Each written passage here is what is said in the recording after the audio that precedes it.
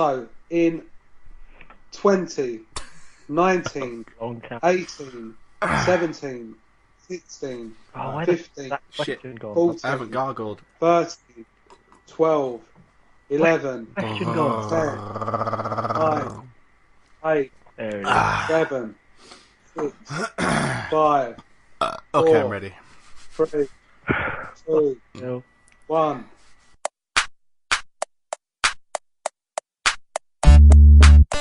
The Gamecentral podcast. Hadouken! Hello there and welcome to episode number 2 of the Gamecentral podcast. Today we've got the usual team of myself, Rob Walker, Gareth Williams. Hello. And Guy Whitlock. Hello. And today we're going to be speaking about news, telling you about our retro game of the week, and also what are we playing at the moment.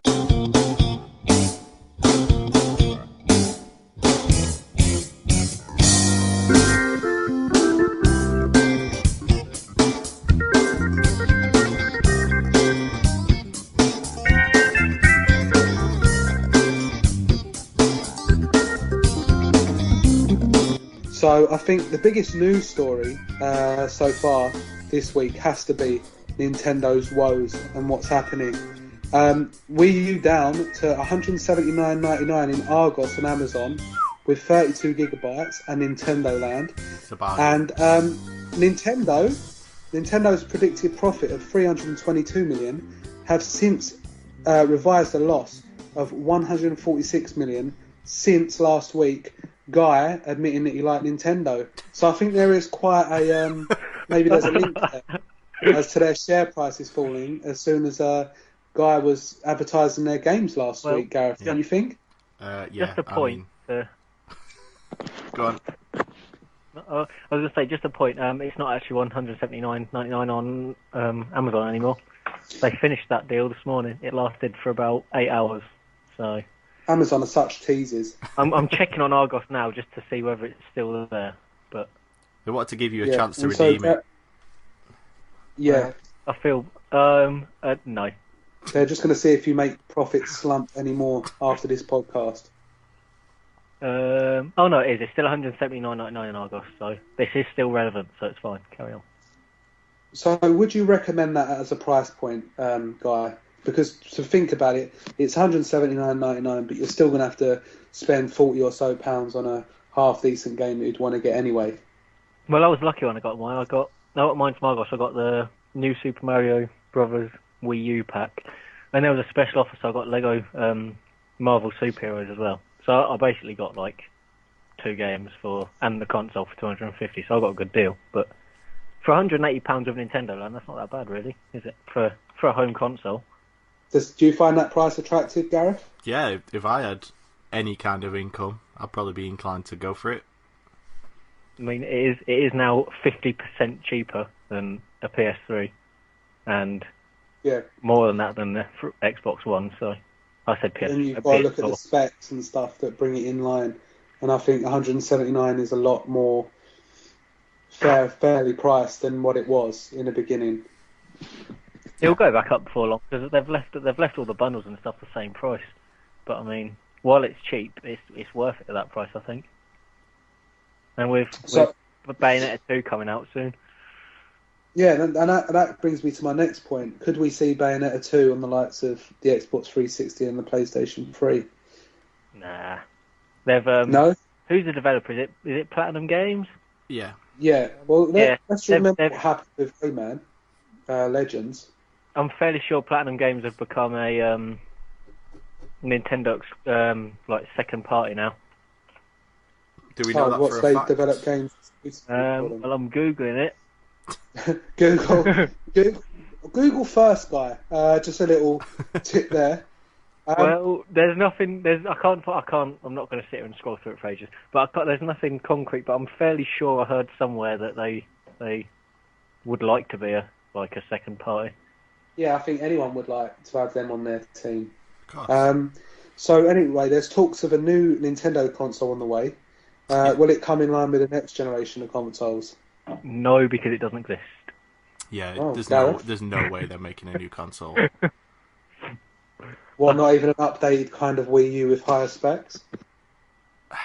I think shooting themselves in the foot a little bit. I think they need the Wii U needs to get a bit off the ground before they make the sort of releasing a higher grade, like a higher spec model of it would be really risky when they're already losing money. Well, they're rich, but when they're already making a loss, it would just be a bit. I think it would be the last chance, really, wouldn't it? If they were to release another console. And really, I think we've got to look at the market, and we see that the Nintendo Wii, obviously, we can't ignore the success that the Wii was. Mm-hmm. And the way I see it is, Nintendo kind of created this new base of fans, these new casual gamers. At the same time, it's also kind of pushed them away as well, and that I find is a bit of a problem.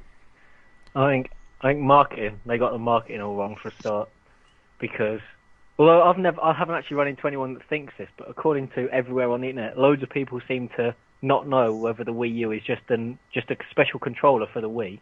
Yeah, that's it. But I mean, admittedly, I've never met anyone that thinks that, and that seems like a... Well, like you say, I don't think the run-up and the promotion was very clear either. No. Not at all. I mean, I think hopefully this year it'll take off a bit. There's some good games, but 3D World wasn't a system seller anywhere near like they thought it was going to be. Yeah, and I think they should have taken the release of that game as a chance to start a fresh push with the console. Chuck it all in a bundle. 3D World, maybe new Super Mario Brothers Wii U and the console. Yeah, like 260 quid or something. And just push it again and start marketing it. But I don't think I think I've seen maybe one advert for 3D World. Yeah, remember we used to have Ant and Dec and such people like this for the Wii. If there's anything that makes me want to go out and buy a Wii, it's those two. They're having such fun. Doesn't make yeah, I mean, Guy, the problem is that Nintendo are trying to sell the console to a market they think is still there. I think for them to sell it again to the casual people, they need to get celebrities on it. And however much I hated their ad campaign before, I think if they need to find a market for the Wii U, and they need to do it soon. I'm pretty certain there's no risk of them just quitting, giving up on the Wii U and going to be like a third-party developer. I think that's never going to happen. But no.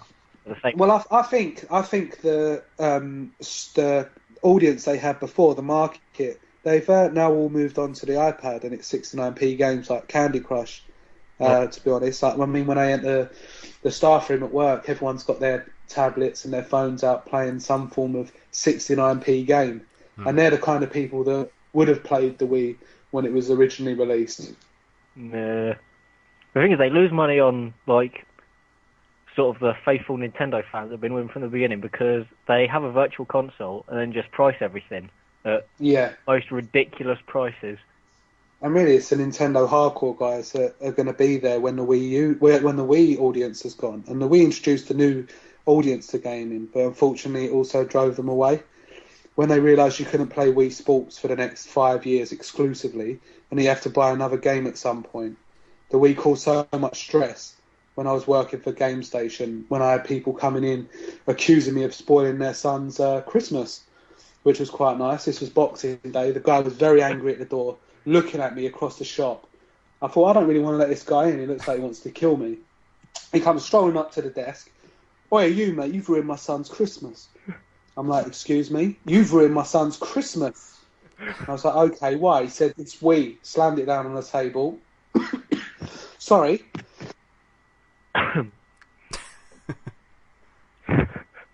He slams it down on the table and he said it doesn't work. And I said, oh, sir, I'm sorry to hear that.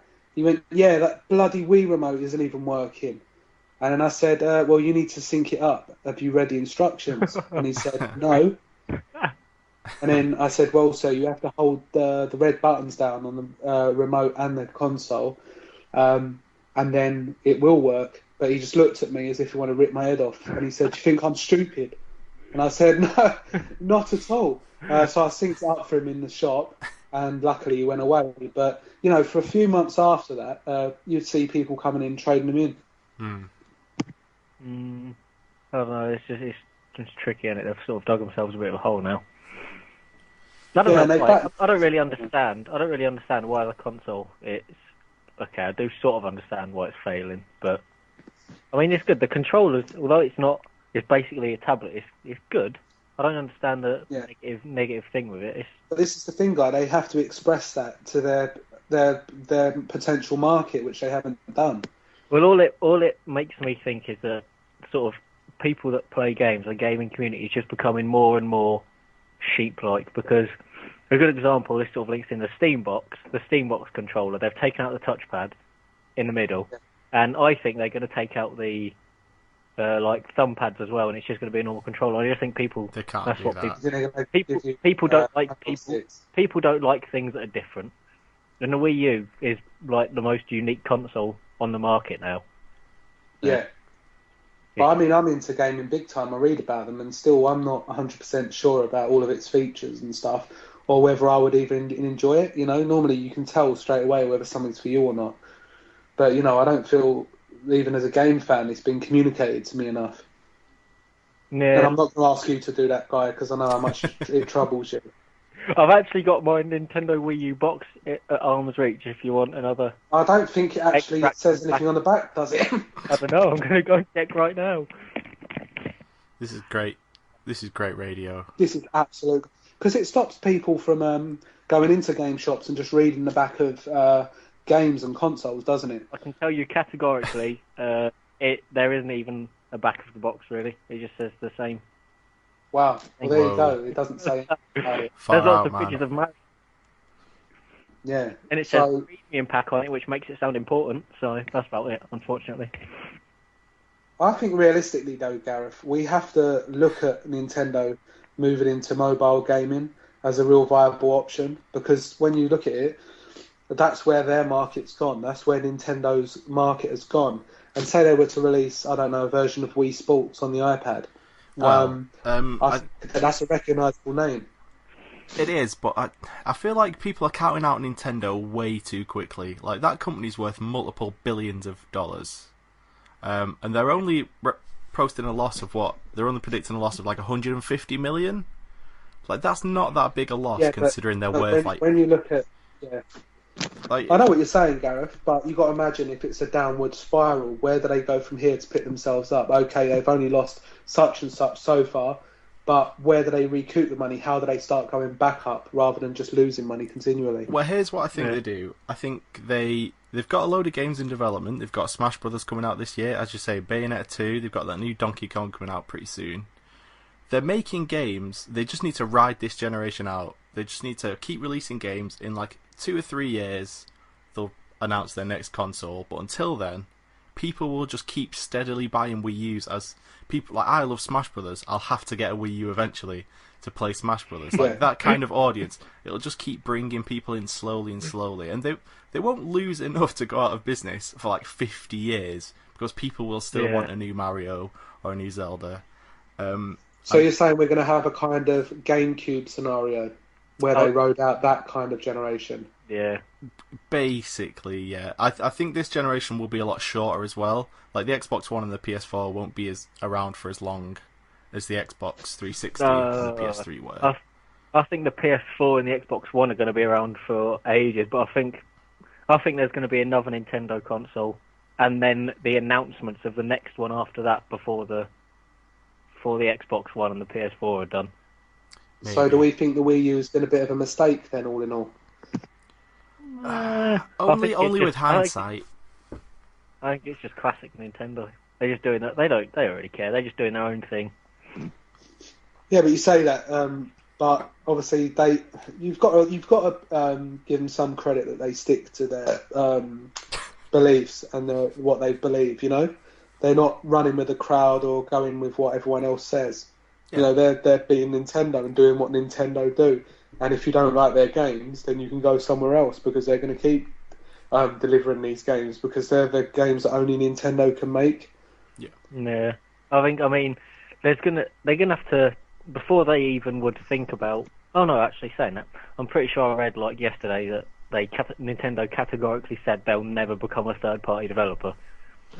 Yeah, but then look at Sega. Do you remember? With the Dreamcast, Yeah, it was if I thought when I was in primary school that Sonic and Mario would appear in the same game, I would have had a fanboy rage. But Nintendo bathe in baths that are full of money within other baths, larger baths that are also full of money on a mountain. Wow, that's an absolutely fantastic vision. Yeah, right there. They are though. They're so rich. I can't see being worried, to be honest. Yeah. I like to think that like Miyamoto is in the top bath, and he's got like all of the money, and it kind of trickles down to all the other guys in their other studios. Well, like, the thing, I think Nintendo as a company, you've got Microsoft and Sony, they're taking it seriously, and Nintendo just do Nintendo Direct every couple of months. Miyamoto strolls up wearing a Mario hat or dressed as a banana. It's just great. That's why I like Nintendo. So you think they've seen this generation as a kind of, well, we'll just put our feet up this generation. Last generation we were quite good. We'll just have a laugh. When you put it like that, it does sound like that. But no, I hope that's not what they're doing. Well, you know, like I said, I would like to try Super Mario Land 3D and games like that, and obviously Bayonetta 2. I think the golden price point for me has to be about 150.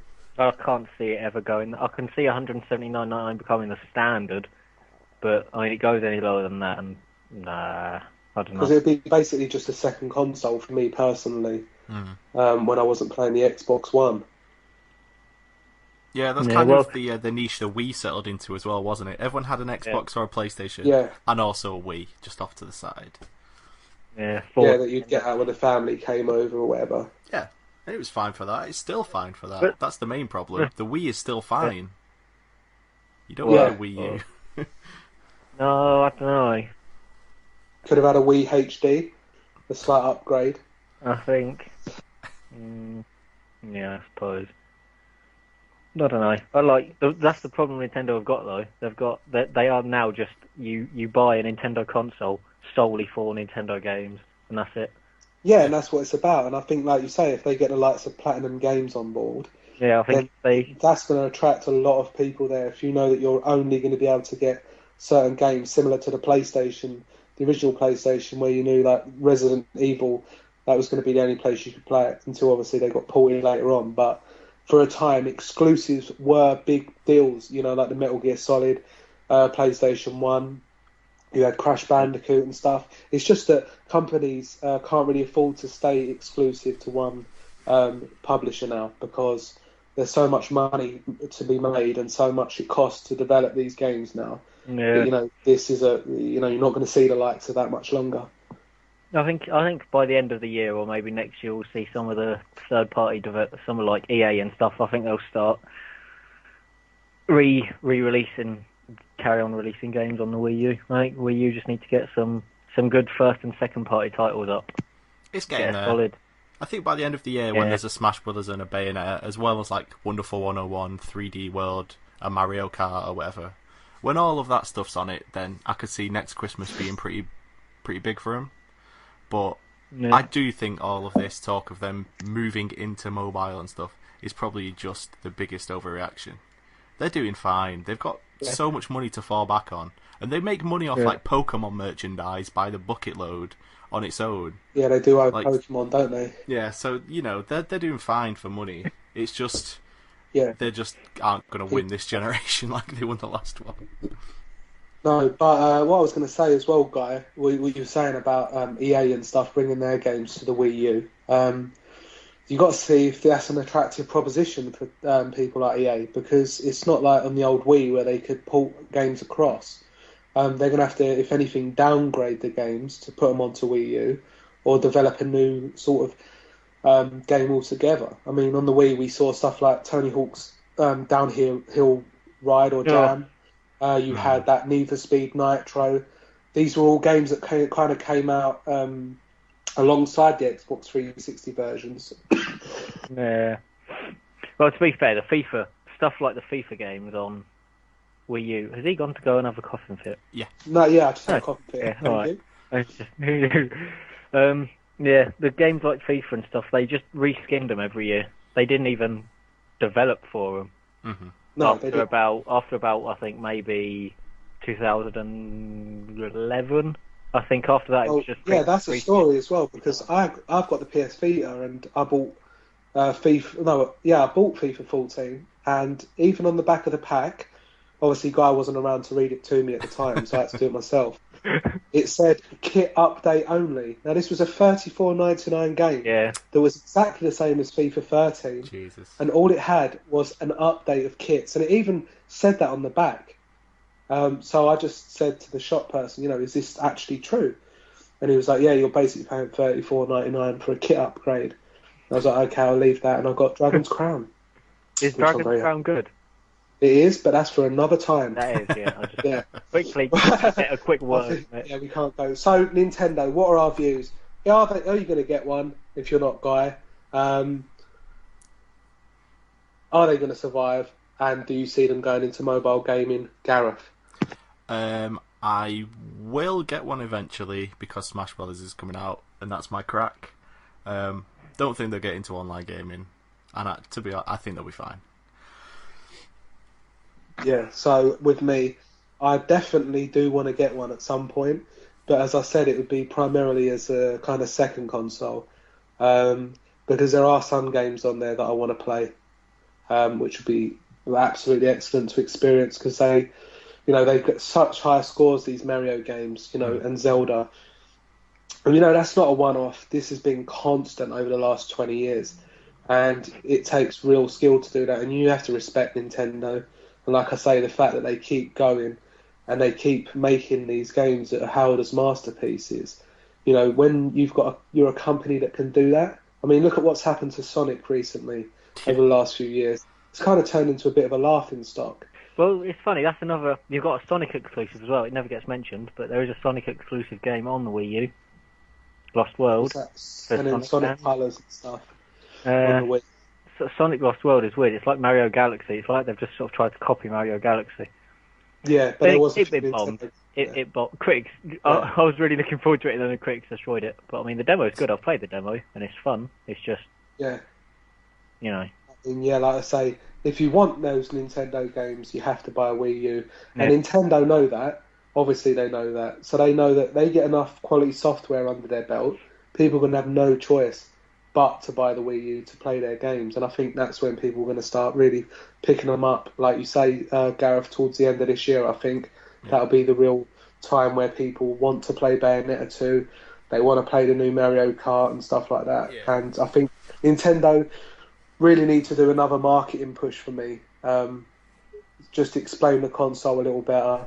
I don't know if it's kind of lost in translation, but they've got the Nintendo of Europe, Nintendo of America that could handle it. It just needs to be put across a lot better. I mean, when I worked in Game Station, we had demos going on all around the shop, literally. Yeah. So it's absolutely brilliant. Cough, cough, cough, cough, cough. we need some ambient music for when that happens. Basically to let everyone know, I've got a thing called man flu. If you're a woman, you might not be familiar with it, but it is a disease that strikes about 98% of men. It is absolutely awful. Women go on about childbirth periods and stuff, but unless they experience this, they do not know what it's like to be in pain. I'm sure you guys can back me up on that one. Yep. Well, I don't want to alienate any female viewers by making absolutely gigantic lies. So, Well, I've never. I'm not going to agree with you. I'm going to say childbirth is probably worse. But Guy, always pandering to the women. Women like a bastard. They don't like people that agree with them. yeah, Exactly. You're the only one of us who's single. You're the only one who's sticking up for women. What does that tell you? You don't put two and two together. There you go. But obviously, me and Claire Smith, we've got a bit of a romance. I don't think she knows that, but I do, and that's all that matters really at the end of the day. And I like Facebook because you can kind of stalk people from afar, which is quite nice. And I don't like that app when it says, "Oh, click here to see who's been looking at your profile," because that really does scare me. I don't want people knowing what I'm looking at. Can I just interject here? We agreed we Yeah. weren't going to go that off topic this week, Well, We're look, not so going maybe off we topic. want to. Nintendo, we childbirth, pain, we man. made it 18 minutes completely on topic. 2 minutes here and there of bullshit will not hurt.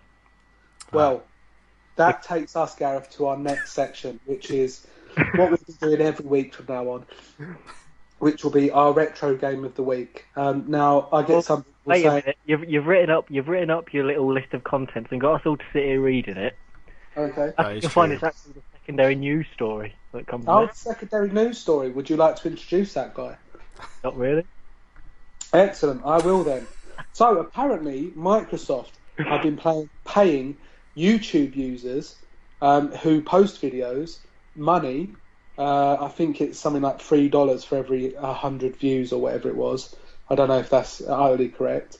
But yeah, if you're positive about the Xbox One, which I think is an absolutely brilliant console, don't you, Gareth? Yeah, Yeah, and you, Guy, obviously you think that's great. Yep. Right, so I think we're looking at making about 50 pence from our podcast. fingers crossed. From Microsoft, yeah.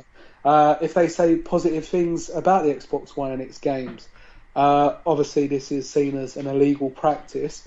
But is anyone really going to take on Microsoft? Microsoft can pretty much do what they want in this world, can't they, without repercussions? No, I don't think they should. I hope they do get in trouble over this, just because it's dishonest. Well, they won't get in trouble because this is so legal. It's not even funny. Yeah, basically buying people's opinions, isn't it? And then it goes on to the point of, can you trust what you hear? You know, are they telling you, oh, this game's great? When you go into GameSpot, are you going to be getting an honest review? You know, sometimes I've been seeing some games that have been getting unusually sort of high scores, and then it makes you wonder, because they'll be advertising the site that week. Like, you'll obviously have the logo of the game around where they'll be sponsoring the site that week, and they'll be getting sponsorship money, and then they'll get a unusually high score. But there's been less of that recently. The official mags are awful for it. The official magazines, I don't bother reading them anymore, because it was like always like a Microsoft exclusive would get like 9 out of 10, and you'd always have to knock a few points off of the official magazines, because they set the score so high. It wasn't rare to see a game get 10 out of 10. So you'd have to kind of, if you read Edge or Games TM, kind of have to take 2 off the score of that to kind of bring it in line with everything else. But I think paying people to talk positively about your console. I've actually got a quote here from the Federal Trade Commission guidelines. Okay. And this is where the problems of the Xbox on today. I've scored this on the back of a box just so it fits my little niche. In your own blood. Oh, yeah. How did you know? Basically, when there exists a connection between the endorser and the seller of the advertised product that might materially affect the weight or credibility of the endorsement, such connection must be fully disclosed, even. Disclosed. So basically, I think the problem is they're basically people on YouTube they're advertising and promoting like it needs to be disclosed. It needs to be disclosed that they're being paid extra to say nice things about it, because it's like that would make me click off the video. Basically, it's going to say, I'm going to lie to you right now because I'm getting paid to do so. It's not. I mean, it is that like this sort of thing, like bonus money and stuff, is done normally. But if you look, it usually is sort of disclosed that they've been given like free consoles or whatever, so they can do the Boogie 2988 or whatever his name is. He's got free consoles and stuff, and he got visits from Sony and Microsoft executives and everything, and he was open about it all. There you go. That's where the sort of legal. I questioning disagree. Like Sony and Microsoft would have done that just for PR. They didn't do it because it was fulfilling a contract by showing them in person, giving them a console or whatever. Yeah. No, I'm not. Well, that was PR, but I'm saying he was stuff like getting free consoles and stuff. He gave his opinions and he disclosed that they were given to him, for free. So it's not. I think there is. Yes. I think there is. The legal question is literally just in the fact that there's like the bonus and stuff has not been disclosed, and it's the way that people are presenting the Xbox One on YouTube for money without. Yeah. It's basically. Oh, I don't know. I'm not too good with legal matters. If you Google it, if you literally just Google Xbox One non-disclosure YouTube, like Right. I did, It seems like all you do is look on Google through your life and read the back of boxes. Well, it's because What would you have done before the age of the internet? You'd have just sat there crying, afraid to go outside. It's because I wanted to know what I was talking about, but it's backfired horribly. If you literally Google it and it comes up with loads of articles that explains why it's legally questionable, much better than I just. Yeah. Well, there you go. Don't listen to Guy. Listen to Google or read Google. It's up to you. Listen Either to way. the message, but don't try and decipher my mad ramblings into anything. There you go. I think if you play this podcast backwards, Guy makes sense. It's like one of those kind of hidden messages kind of thing.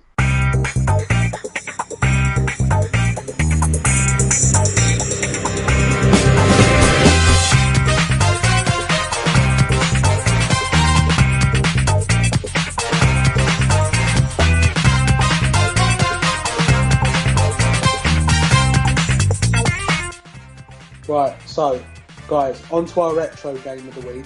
We're going to be doing this every week now, where we'll be talking about a retro game. Now, what I class as retro, because I don't want to get into any arguments over what is retro and what isn't retro.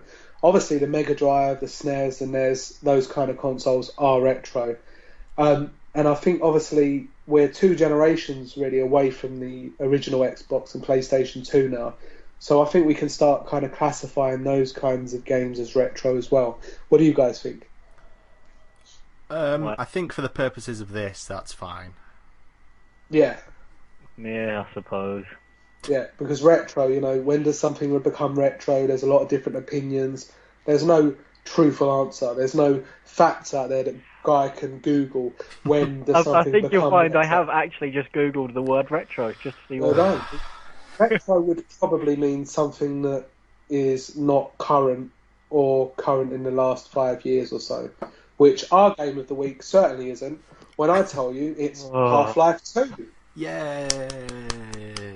Yeah. Now, Half-Life 2, we're going to talk about Half-Life 2, obviously, and what we loved about it, what we hated about it, what we disliked about it. And for me, Half-Life 2 was really the first kind of first-person shooter that really drew me into the story, rather than just shooting lifeless soldiers in the face. It really made me care about what was going on in the world it created. What about you, Gareth? Can you just tell us a little bit about what you think? Well, I went into Half-Life 2 originally having never played the original Half-Life, and so I didn't have any idea like what it was really going to be like. I just knew it was really influential and really loved by everyone. And what I think I love most about it is just the world, like the idea that this other species has taken over the world as the start of the game is insane. And then you just, because the odds just feel piled against you from the start. Yeah. And that's such a cool feeling. As you gradually start to like make some headway against them, it just feels like massive. I was saying, at the beginning, and this will tie into what you've just said. I liked throwing the can at the head of the guard at the beginning. Yeah. When he says, "Pick that up," I didn't want to. So being me, because I'm so hard, I threw it at his head, and I wasn't expecting a reaction. I just thought he would be some useless piece of AI crap that would just stand there and kind of stay in his model position. But I was pretty wrong. Like he hit me with his electric baton, which was rude, and that's when I realised the people in City 17 are not very nice. And if I'd have known that, I probably would have just stayed on that train and gone back home. But yeah, I think that's why, like you say, that's when you realise, okay, I'm human. I'm just a human being. I'm very vulnerable. And I'm now in this world where I've got to do as I'm told. Yeah.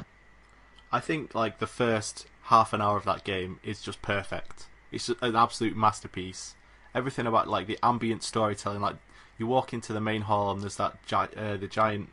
It's not quite a monitor, but it's like a big screen playing that guy's face, just giving a speech, and the speech is like insanely well voice acted and incredibly well written. And it's not just throwing exposition in your face, but it's giving you so much information as to the nature of this world.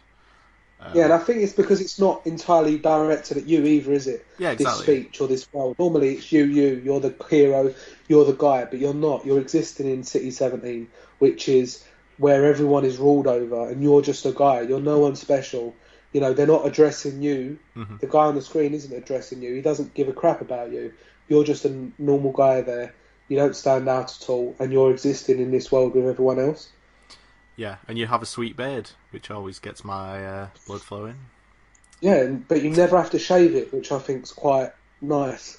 Because to keep that kind of goatee up, you need to be dedicated. That's his superpower, Gordon Freeman.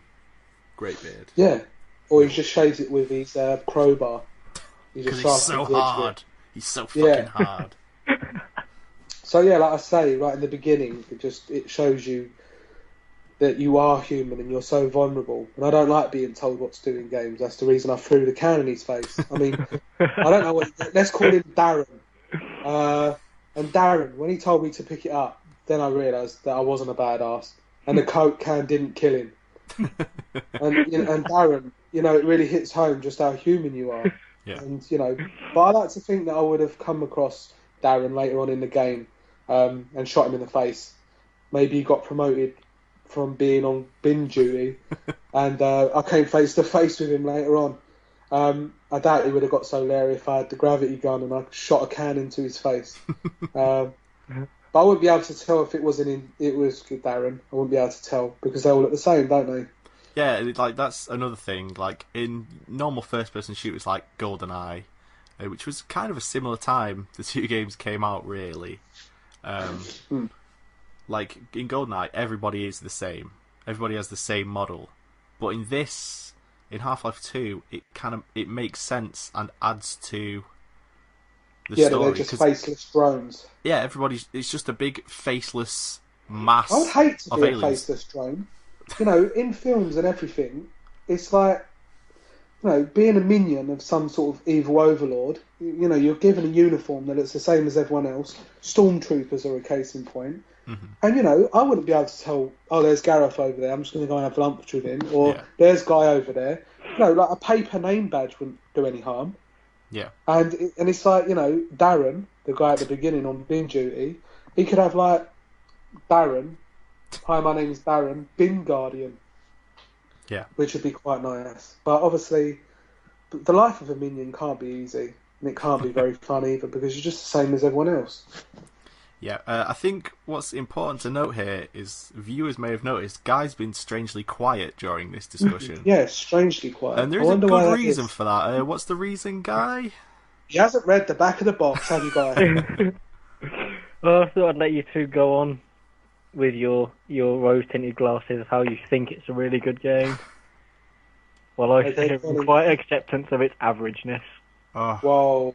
Well, you do need the devil's advocate, and we're going to let you play that right now, Guy. You tell us what you think is crap. I'm going to bite my tongue. I'm no expert, because I never even got to the end. I got far too bored. But I didn't play it until... When did it come out? It came out like 2004, didn't it? Yeah, 2004, PC, 2005, Xbox. I didn't play it until probably 2010. Wow. What, on your Xbox? Yeah. Yeah. So when it came out, it was really revolutionary, and I get that. That's cool. But by the time I got around to playing it, it wasn't. Thought it had been overtaken by other games. It was just another first-person shooter that was kind of boring. I suppose if you did come to it cold and not having all that nostalgia that me and Gareth had, maybe because I can't look at it objectively and say, the orange box, because whenever I play Half-Life 2, I get that feeling of when I first played it, and I remember just how great it was. Yeah. I mean, the head crabs, they're quite nice. I like them. And when they lay on their back when they've been shot, they look quite erotic, don't they? And if I was Gordon Freeman on my own in Ravenholm, I would be tempted to give it a poke. I really would. Especially as Alex. You know Alex, she flirts with you outrageously throughout the game. Oh yeah. She was not around. She wasn't around, so you could do whatever you want. Problem is, though, Gareth, it might not be dead. It might bite down, and it would be obvious what I've been doing when I got back with everyone, wouldn't I? Oh, guys, hi. Oh, this is a knob crab. Yeah, it's the same as a head crab. Oh, I don't know. I was just urinating. It kind of just bit down on me. So that's it. But on the Xbox, the original Xbox version, the loading times are awful. I have to do a little apology. I said I felt like Half-Life 2 and GoldenEye came out around similar times, and they didn't at all. 98 GoldenEye. Yeah. Was it 98? Yeah. And Half-Life 2004. Yeah, so that's I'm apologising for that. But I was going to say that, Gareth, but I didn't want to undermine you and make you feel upset. Well, it didn't defeat my point, because even if you look at any game now, all the bad guys look the same, and it doesn't make any sense, whereas it does in Half-Life 2, because it's justified in the fiction. I want every guy, every enemy from now on, in a new generation, to have a story behind them. I want it to be Dave. Why does Dave work here? Why is Dave standing next to that oil barrel? Maybe Dave's come to work, he's had an argument with his wife in the morning because she doesn't like his line of work. Like you said last week with Tomb Raider, that guy that stayed on the bridge. What was he doing? He woke up in the morning, I've got to go and do that again. This guy, he's coming to work, put on his drone uniform so he looks the same as everyone else. Bye, darling. Don't kiss me, Dave. Just go to work. Don't talk to me. I know what it is you're up to, but I've got to feed the children, Marie. I don't care. What, you want to tell your children when they grow up what it is you've been doing all your life? I don't think so. Get out. Get out, Dave. I don't want to see you later. All right, then. So he goes to work. It's raining. He gets in his car. He drives off to this evil Empire Overlord place where he lives. He sees you coming, and he thinks, wow, this guy's badass. He goes to lift up his rifle, and then he hears Marie.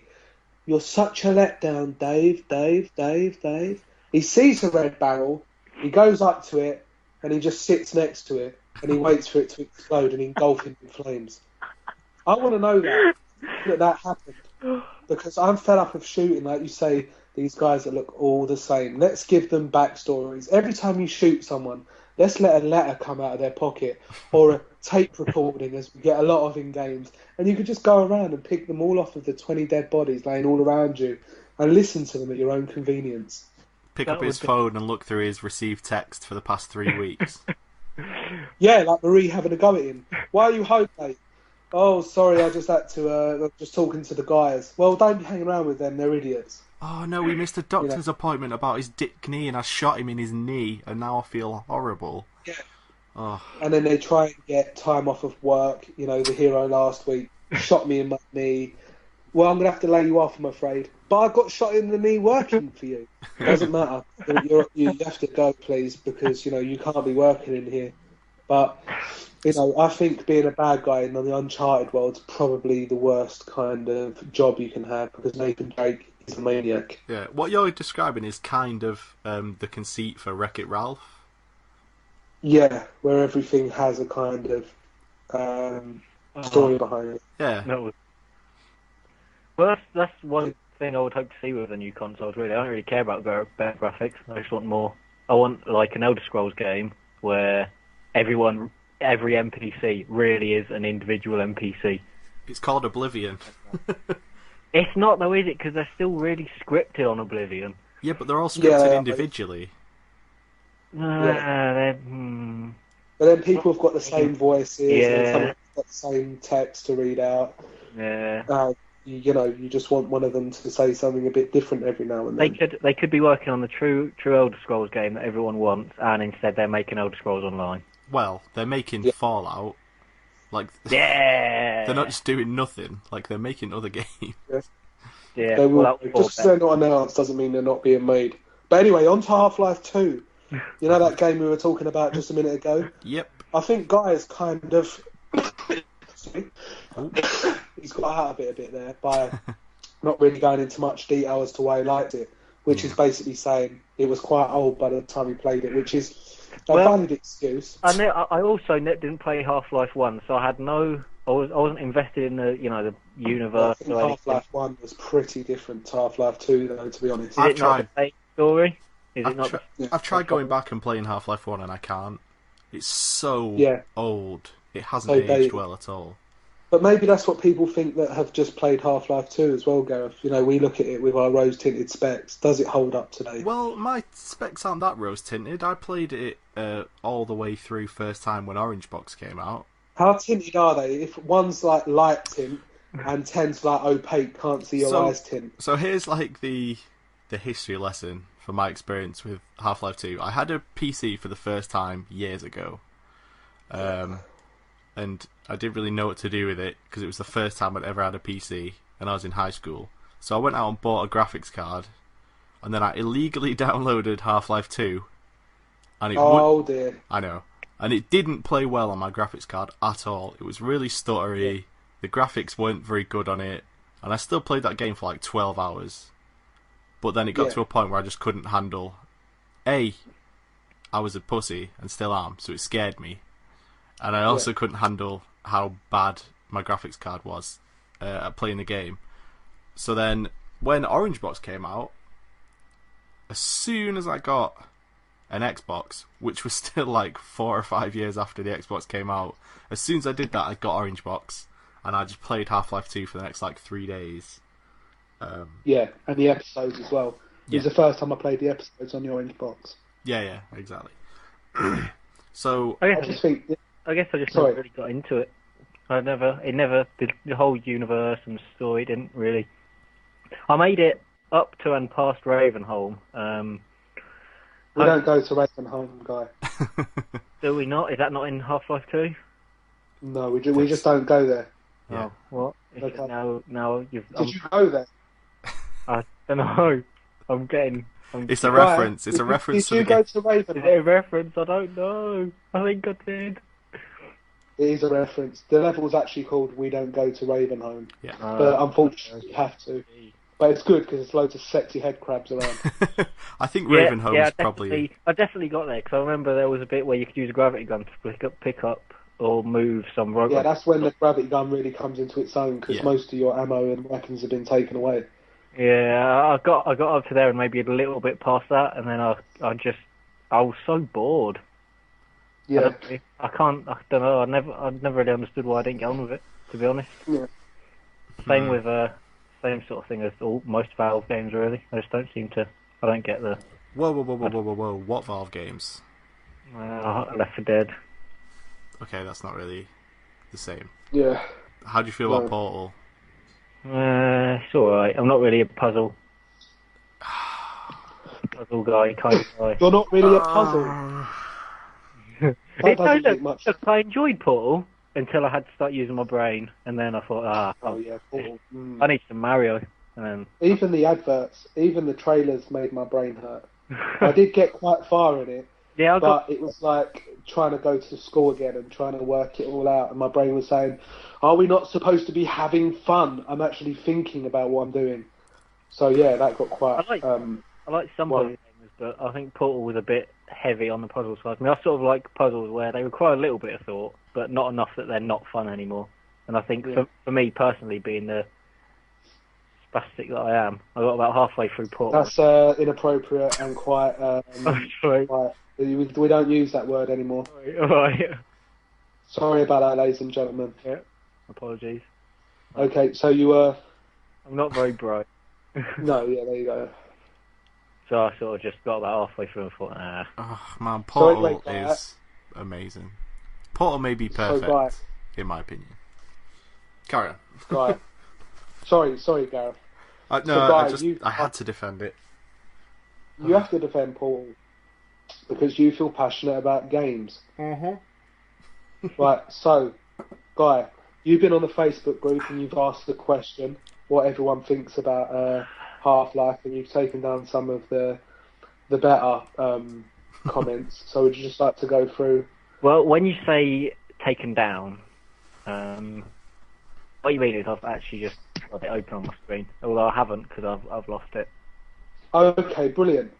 So I'll find it. I'll find it. There it is. I've got it. I've got it. It's the best thing about Half-Life 2. I've got it. Dave Woods has never played it. Oh, Dave! Come on, Dave. I'm going to take one of the only comments that backs me up, and surprise, surprise, it's from Daryl Selby, the old grumpy bastard. He basically says the same thing as me. Doesn't see what the fuss is about. Doesn't think it's that good. Trade it in. There you go. That's that. And he That's the basically only comment. insults my family, saying the end battle against those Walker things, Yeah. which is very nice. Was infuriating. Yeah. Yeah. It was, but that's fine. Yeah, that was just the end. Will Yeah. Jones took the note from the beginning of the game to the end, an achievement that I looked at and just thought, I really can't be bothered to do that. Fuck that shit. Yeah. Jared just put Portal is the best thing about Half-Life 2. Oh, and dying in Half-Life 1. So he didn't really answer it, but that's fine. Jared, who was meant to be joining us tonight, but unfortunately Sounds like it's probably a good job he didn't. didn't make it. Yeah. It'd have been... Yeah, well... we've got a pool in. This is a nasty one. Worst memories being a couple of hours in, really loving it, then my console dying. Oh dear. Although it wouldn't bother me if that happened to me to Half-Life 2, that happened to me on Borderlands on my PC. I got a bit of the way into it, and then my graphics card couldn't handle it anymore, and I had to stop playing it for a couple of weeks. So, Well, I understand. I had something really devastating happen to me a few weeks ago. I'm sorry, I'm going to cough. You're going to have to edit that out, Gareth. Alright. Right, so I was having problems with my Xbox Live account, and I phoned them up as you do, and I asked them what's going on, and he said, well, you're going to have to delete your profile from your Xbox and re-download it so you can get back into it because there's probably a corruption on your file or something. Mm-hmm. So I did what he told me. I loaded my Xbox back up, and lo and behold, all my game saves have been wiped. We're talking 170 hours of Skyrim, 100 hours of Borderlands 2, 100 hours of FIFA, hundreds of hours of Oblivion. And I literally, he said, is everything okay? Because they were like from Atom or something. And he was just, hello? Hello? And I'm just sitting there, just shocked. So I just put the phone down. And then I got in touch with the managers and stuff. And I said, it's not on. You've got these people that are supposed to be experts. Mm-hmm. And in the end, they gave me £50 of credit, which I spent on Battlefield 4 for the Xbox One, which was a bit of a mistake. But yeah, the less about that, the better. Oh. Sorry, another coughing fit there from me. So Half-Life 2, I don't know if it's just me, or is the story very vague? Am I supposed to know what's going on? Because I pretty much don't. I don't think so. It sort of starts in Half-Life 1. In the very start of Half-Life 1, Gordon Freeman accidentally opens up a portal to this other dimension, and then horrible things start spewing out into this scientific facility. And then at the end of the game, you go into the other dimension and kill things, and then you get transported off by the G-Man, who's that weird guy who turns up and he's like, Mr. Freeman. Yeah. And then the next time you're back on Earth is Half-Life 2, so your character gets transported back to Earth. Okay. So in Half-Life 2, everybody knows that Gordon Freeman opened this hell portal, and then eventually the Combine were able to get through it and enslave humanity. But he becomes a symbol of hope. So it's all Gordon's fault anyway? Pardon? It's all Gordon's fault? Well, he wasn't a dick. It happened. I think he's a dick. There I was thinking I'm the hero and I'm saving the planet, but it was actually me that put the planet in this situation in the first place. Well, no, they were going to do this experiment anyway. The thing is, they were going to do this experiment anyway. It just so happened that Gordon Freeman then went around and killed all the aliens, went into their own dimension and fucking killed their leader, and then just disappeared. Yeah, just because he could. Yeah, and then he just appears 20 years later and starts freeing the world from the Combine as well. You know. With the same beard. Exactly. With the best beard. For one, there's not any cutscenes in Half-Life. Well, there is cutscenes, but there's not any, like, it never takes you out with first person, does it? That is an important thing as well. I like that. That's a cool thing. All the stories happening around you, and I think that's one of the first games where I was kind of just standing in a room and everyone was just talking, and I was going around the guy's office, just playing with a teleportation machine. They had a cactus. Yeah. That's like... Which is absolutely amazing. Yeah, I think that's the first game I played where I sort of experienced that. That sort of sullied Bioshock for me. Like, I got really bored with Bioshock really early on, and that was relying on the same thing of never taking you out of first person to tell the story. And I was just like, but I'm fucking bored. Like, I don't care if I'm still in first person. You're just doing something else, like looking out the window. And if it was actually real life, the people that were talking would find you incredibly rude. You're kind of trying to jump into the sofa, run along it, and then jump onto the shelf, and then kind of jump onto something else, or you're kind of spinning whilst looking up in the air. No one ever stops you to say, "Excuse me, what do you think you're doing, mate?" Yeah, it's not just people. It's not just being in first person the whole time though. People would like turn to you and look you right in the eyes and be like, "So Gordon, I see your bag," and it's like, whoa.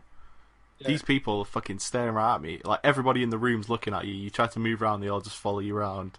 And it's like, you'd never seen that in a game before, and it's like, holy shit. No, they were actually aware of your presence. Yeah, exactly. You're not just a floating James Bond face. Was it just me who used the scope to zoom in on Alex's arse? Is her age ambiguous, or is it no? No, it was just me. Oh, damn. I shouldn't have said anything. Is her age ambiguous? I think she's above the age of consent. Alright. If there's grass on the pitch, play ball. Let's not. No, but she flirted outrageously. She was obviously a big fan of yours, and you do get attached to her character. I know everyone says it, but you do, because she's not like your typical game woman that's got big breasts and stuff. She was just an average woman. And I kind of saw her as my girlfriend, because I didn't really have any friends back then. Well, that's fair enough. So I kind of just turn it on and walk around with her. And with that insight into Gareth's lonelier moments of his life. What? No, what? I managed Rob. Gareth's never been lonely. Oh, not Gareth. What the hell? Oh, God, I meant Rob. Jesus Christ, I'm sorry. I know who I meant.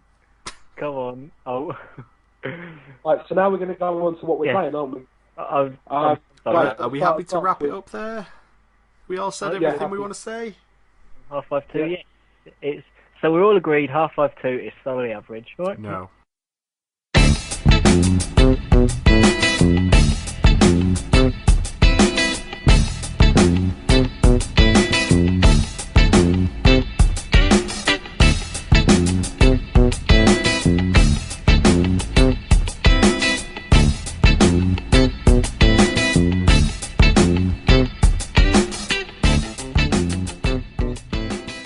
So, Guy, what have you been playing this week? The small time I've had to play anything, I've been playing Bravely Default, which I've got on about on the Facebook page loads, and barely anyone else has got it, so... So no one's there to talk back with you? No, it's not. I just sometimes look in the mirror and talk to myself about it. And not just about Bravely Default, you say stuff like, do you find me attractive? I've been here for a while. What sort of music are you into? I do have those exact conversations. Just having a drink. No, but yeah, I've just been playing Bravely Default really, which is the best. And that's sort of 3DS, old school 3DS RPG in years. And just because I've got the box sitting right here. Here we go. Oh my goodness. A new paradigm in the RPG genre. Explore the vast world of us. Can you read, Guy? Can you read? I can read, but I don't want to pronounce it wrong. Okay. It's Luxembourg, that's how it's spelled, but saying that, it sounds like there should be some fancy intonation on the end of it, or it shouldn't just be, you know what it's like with RPGs. Things are never pronounced how they go. So that's the last time I'm ever going to read something off the back of a box. You should proofread boxes before they're given out. Yeah. Yeah, I agree. Well, no, I know what the word is. I just don't want to mispronounce it because I'll look like a bit of an idiot. Well, okay. I'll look. It doesn't really matter anyway. That's a moot point, isn't it? Yeah. Oh, that's irrelevant. But it's good. It's just a really old school RPG. So, and I'm Okay. gonna go on about it for ages because none of you will know what I'm talking about. So that's fine. Well, it doesn't matter. There's people out there that probably think, you know what? I don't know whether to get Bravely Default. I've got no access to internet, and the only thing I'm allowed to go on the internet is YouTube, and I'm only allowed to go on one channel, which is Gamecentral Lives. Wow, someone started to talk about Bravely Default. Oh, he stopped. You've got to remember, if there's even one person out there that is interested in what you have to say, Guy, you owe it to that person. Well, it's sort of it's just a Final Fantasy game, but without the name. It sort of comes somewhere in between the old school games up to 6, but sort of it's not quite on the level of 7 story wise. So if you've got an urge to go back to the old school style of RPGs, I mean, there's a lot of customization, and the script is brilliant. There's loads of voice acting, which for a 3DS RPG makes a change. It's pretty much all scripted, apart from optional conversations, which make for some nice exposition if you like lots of exposition. Well, there you go. Okay then, Gareth, what have you been playing this week? Well, I have had an insanely busy week of playing games. Okay. So I'll start like chronologically. Let's see. A friend came over end of last week. I've not heard of that. Is it good? We've got an Xbox. We did play Xbox. So there you go. There you go. No, he came over and we played the last few bits of DLC for Borderlands 2. Oh, What was that? Who? that was a good. I think he just ejaculated. Yeah. Okay. Carry on. I don't realise we know. I just wanted to be sure. And then we played some Resi 5 for fun because we love playing Resident Evil 5. And we played some Insect Armageddon in honour of the next Earth Defense Force coming out next month. Wow, so you actually play that? Yeah. I don't know too many people that actually do enjoy that. I enjoy it. I've got the one on PlayStation 2, the Global Defense Force. Yeah, that's a good game. I was a big fan of that. And then I've got Earth Defense Force 2017, was it, on the Yeah. Xbox 360? I mean, that's only like 3 years away now. 2017. I hope that doesn't actually happen. Me too. Well, no, But yeah, so basically, for anyone that doesn't know, it's kind of like Dynasty Warriors, but with guns and insects. Well, that sounds awesome. Kind of. It's like if you imagine you're just one guy. But I can imagine that easy. With say a rocket launcher in a city, right? And then giant ants start appearing from the ground and coming at you, and you're blowing them up with rockets, and their bodies are flying all over the place. Then let's say maybe a rocket accidentally hits a building, and the building just falls down. Because one rocket is enough to blow up any building in the world in this universe. That's pretty much what you're playing. That sounds amazing. I might have to Google it once this podcast is incredible. It's kind of shit, but amazing. Kind of. Yeah, it's kind of like it knows it's crap. It's not trying to dazzle you with special effects and stuff. It knows what it does, but what it does is fun. It's the game equivalent of a B movie, you know. Yeah. It's kind of so bad it's good, but it's also just good. It's really hard to put into a niche. But then they made a sequel called Insect Armageddon, which is kind of shit. It was made by a different developer. Like the original games were made by a Japanese developer. Insect Armageddon is made by a Western developer, and it's not got the magic. But 2025, which comes out next month, and is a sequel to the Xbox game me and Rob were just talking about, looks amazing. Well, I say it wasn't too great looking, but in 2017, that those robots coming at you from the distance was quite impressive, like the scale of it. Yeah, I mean the graphics. Coming over that the graphics are really basic, but that's because they need to fit 18 robots that are the size of 3 skyscrapers stacked on top of each other on the screen at the same time. Yeah. And oh man, every really explosion, like, under siege. Every single one of those robots, when you kill it, the explosion will fill the entire like horizon with explosion, and it's incredible to play. Earth Defense Force 2017. Buy it now. I don't care who you are. I don't care if you have an Xbox. Just buy it in case you one day get an Xbox. Yeah. Oh no, it's out on Vita as well. They brought it out on Vita in Japan. Well, well, they have all the issues on Vita, maybe. Well, 2025 is coming out on PS3, so I'll get that when it comes out. If that's any consolation. You should. You'll probably. That is a consolation. You probably won't. I don't know how you'll find it, but it'll be interesting to hear what you think if you do get it. What else was I saying? Oh yeah. So then my friend left, and then I finished my PC as well in that same few days. You finished it? Yep, my new PC is all built. It's all ready. I'm looking at it right now. It's beautiful. And how do you feel inside? Pardon? When you look at it, how do you feel? I mean, we want to keep this like a show that's safe for children, right? So yeah. Okay. I feel very happy, like a Teletubby's stomach. Yeah? Nice. Is that alright? That is very happy. Okay, so that's happy enough. So on like the 18+ edit, I'll recut. Oh, sorry. Why did the Teletubbies used to show that movie twice? That was just a waste of time, because basically what they did, I don't know if you've ever watched it, but they used to play a video of like some kids doing painting and stuff. Sure. And then the second time they'd go again, and they'd show it again, but it'd be like an edited, shorter version of the movie of the film they'd just shown before. Mm-hmm. And I think that's a con towards children. It's basically selling them the same thing twice just to extend the longevity of the episode without putting much effort into it. I feel like of all the tangents that have ever happened, this is the. I'm sorry, Guy. I just think that Teletubbies get way too much. They have 10 minutes of content stretched over 20 minutes. Like us. It's not the kids being conned, is it? It's the parents that pay the TV license.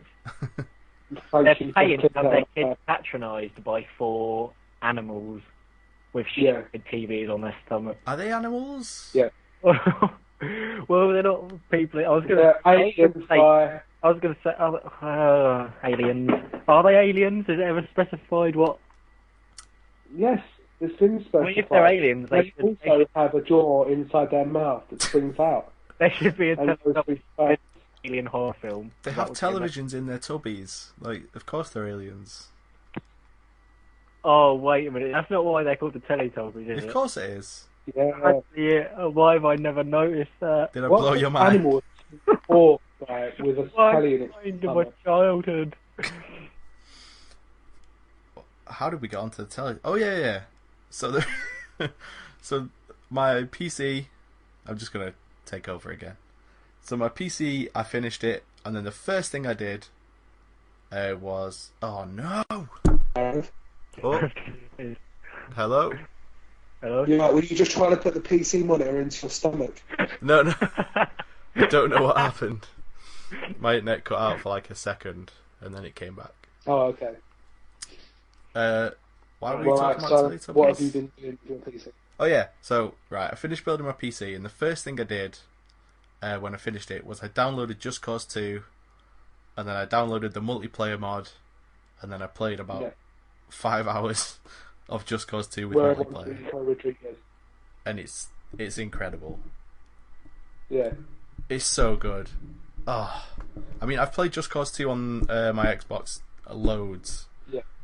But so did I loved it. On a server with 1,000 players, it's incredible. It's like a completely different game. What marks it from like Grand Theft Auto 5 online? Yeah, except you have a grappling hook and a parachute, and you can jump on top of any vehicle and shoot people in the face from on top of it. And it's so good. I don't know. It was worth building my PC for. More passion coming from you there. I don't regret spending £400 building a PC just because I can now play Just Cause 2 with multiplayer. That's how good it is. Wow. Yeah. So that's... That's a ringing endorsement. So everyone out there, get building a PC Yep. and download Just Cause 2. You won't regret it. Exactly. Unless you're a Right. bad person or don't enjoy fun. There you go. So myself. Yeah, I wasn't done. what have I Just played? fine. Just stop. Oh, sorry, Gareth. Sorry. Just that you said your PC has just been completed, so I thought that like literally in the last few hours, and this has come up right to date, bang up to date with your gameplay. I was under the impression you were still talking about just the first day of the week. Okay, so that was Monday. Now Tuesday, Gareth. When So I've also been I told you I played a lot this past week. This is how it's done, Guy. This is how you play games. Okay, 1 second. Let me just go get fired, lose my home, and then I'll just sit on the street with my 3DS. Yeah.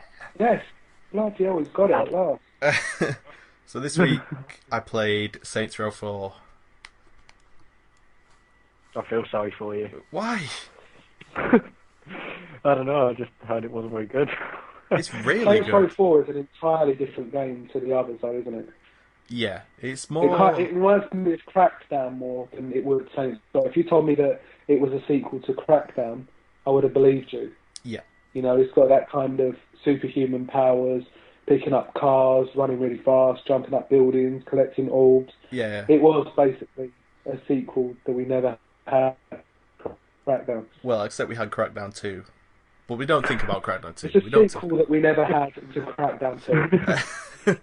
Even like animations, like the jumping animation is very similar to Crackdown's jumping animation. It's like a Crackdown parody, but that's better than Crackdown. Yeah. And what about the dubstep gun? I found the dubstep gun to be a huge letdown. But Oh, that's a shame. You've got to upgrade it, mate. Well, it's fine because there's like 15 other guns that are just as mental that you can upgrade. Yeah. So, yeah, the way I've mainly gone is with dual wielding handguns whose bullets explode. So Yeah. that's satisfying. And are you a kind of Matrix-looking guy with a long trench coat and sunglasses, or have you got the more comedy side of things?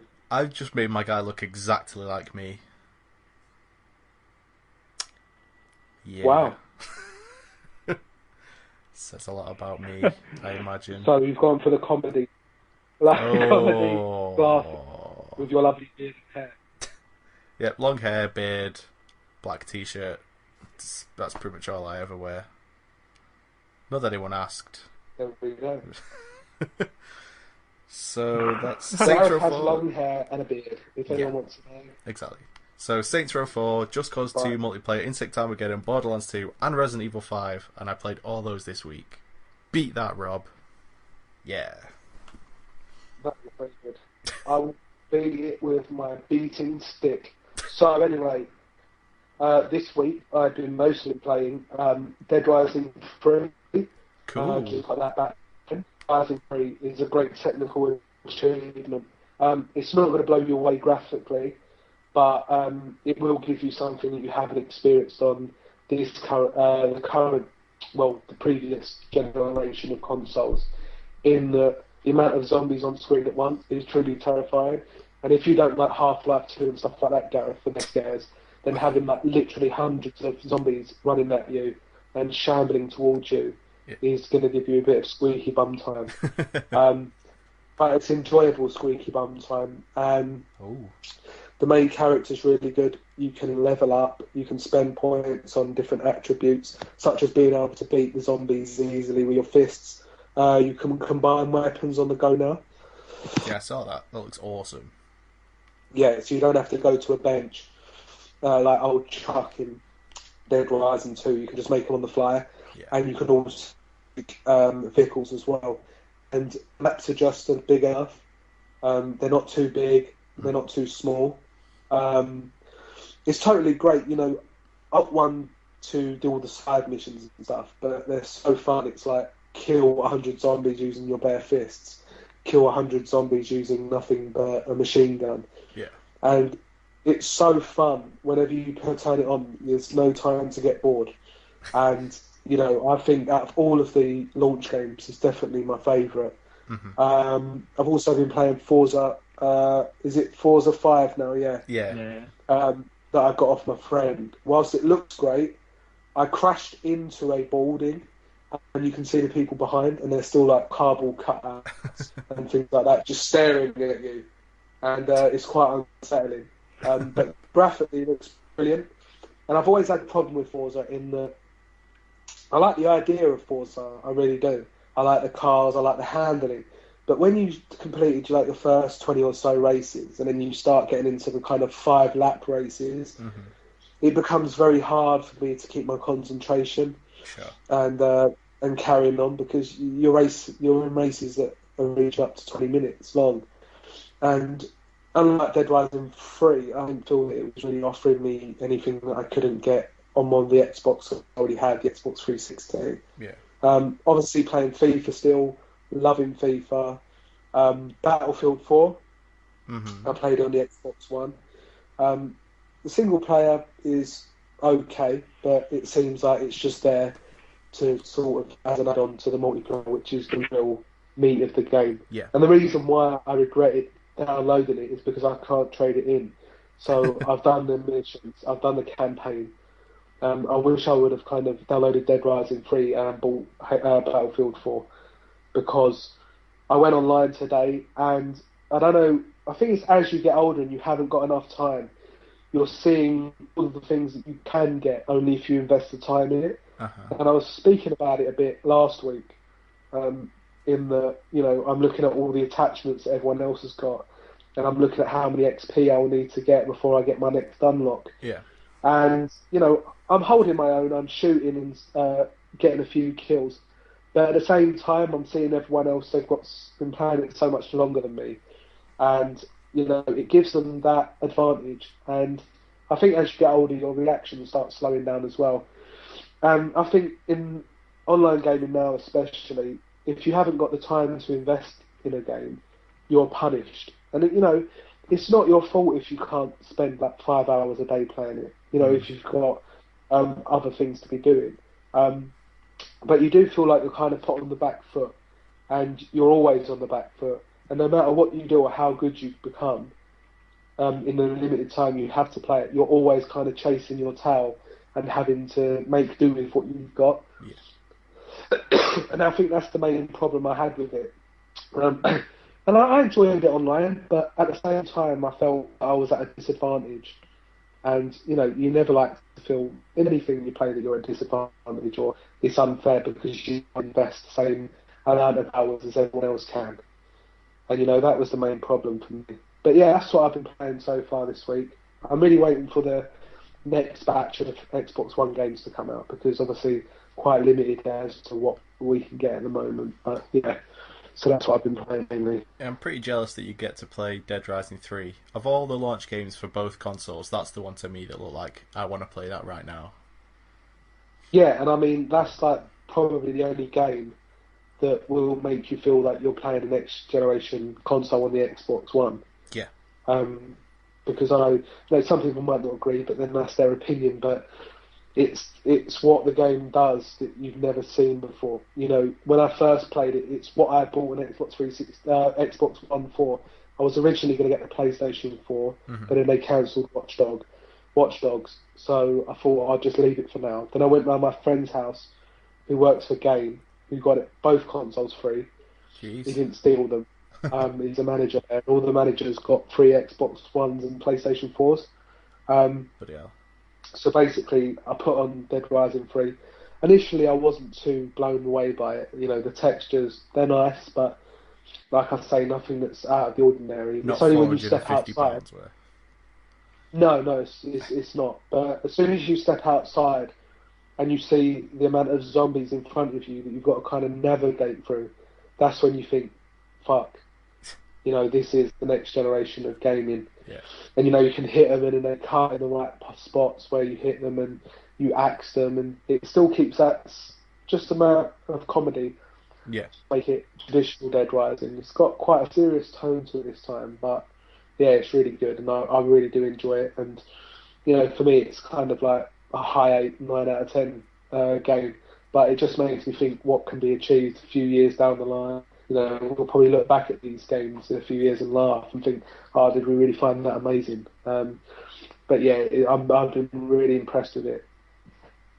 Yeah, you've got the two games that sort of promote scale, because you've got Dead Rising 3 with like 1 million zombies on screen, and then you've got Battlefield 4 where the multiplayer is 64 players over a huge Yeah. battlefield.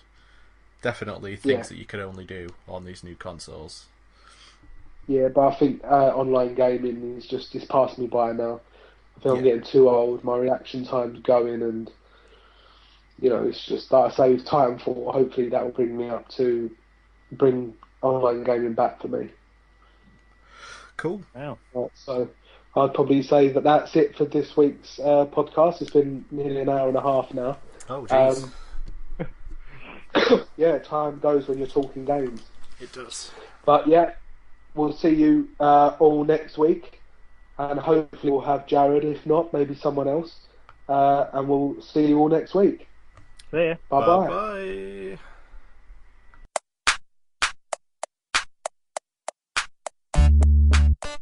The Gamecentral Podcast.